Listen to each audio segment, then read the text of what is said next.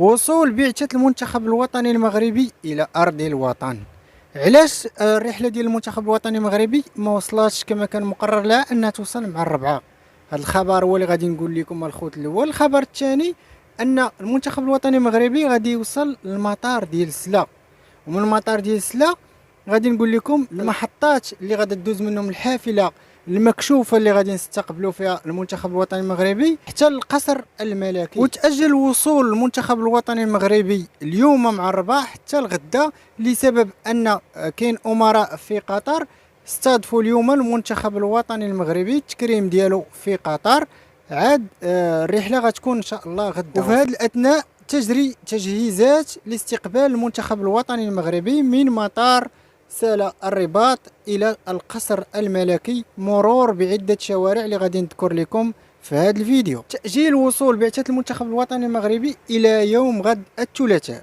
تاجيل وصول المنتخب الوطني المغربي من قطر الى المغرب الى يوم غد الثلاثاء بدل اليوم الاثنين كما كان مقرر له مع الربعة يوصلوا.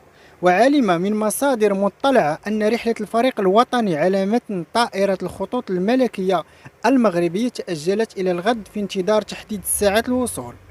وحسب معطيات أولية فإن ترتيبات احتفال كبير يجري التحضير له بحضور قادة عرب خاصة من الخليج، وذلك لحضور استقبال الفريق الذي شرف الكرة المغربية والعربية والإفريقية. ويرتقب وصول طائرة المنتخب الوطني المغربي من مطار الدوحة بقطر إلى مطار الرباط بسلا غدا. وتم تخصيص حافلة مكشوفة مزينة بأعلام الوطنية لنقل اللاعبين عبر شوارع رئيسية من مطار إلى القصر الملكي بالرباط، حيث يجري تحضير لاستقبال ملكي كبير.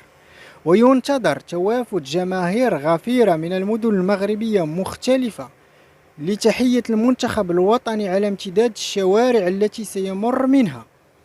البلايص اللي غادي يدوز منها الحافلة باش الناس اللي بغات تستقبل المنتخب الوطني المغربي غادي نذكروها بالترتيب.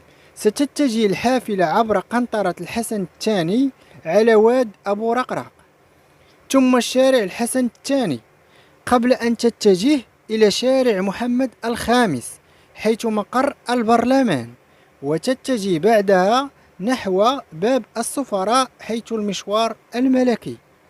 ونتمنوا الخوت الوصول ديال المنتخب الوطني المغربي بسلام، والناس اللي تقدر انها تمشي للرباط، الناس سلا الرباط سخيرات تمارا والنواحي تمشي الخوت، فهذا انجاز كبير حقق المنتخب الوطني بوصوله الى المربع الذهبي.